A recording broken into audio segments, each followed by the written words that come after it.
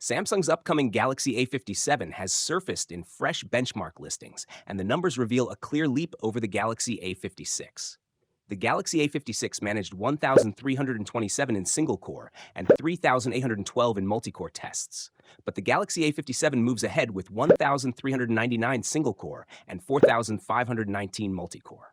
The biggest jump appears in multi-core performance, signaling stronger multitasking and smoother day-to-day efficiency. Reports also hint at a notable GPU boost, promising better gaming, sharper graphics, and the power to sustain peak performance for longer sessions. Samsung's mid-range lineup is no longer playing safe, it's stepping up in a serious way. Now here's where things get even more interesting. Samsung is only days away from unveiling the Galaxy S26 series, but that might not be the biggest story. While the spotlight remains fixed on the flagship launch, Samsung is quietly lining up something major in the mid-range space: the Galaxy A57 and the Galaxy A37.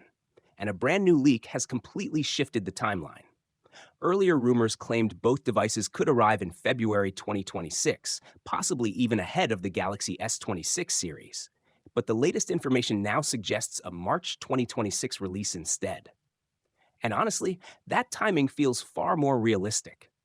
Last year, Samsung introduced the Galaxy A56 and A36 in March 2025, so a March debut for the A57 and A37 perfectly matches Samsung's traditional launch pattern. What makes it even more exciting is the possibility that Samsung could unveil both smartphones at Mobile World Congress 2026, scheduled from March 2nd to March 5th.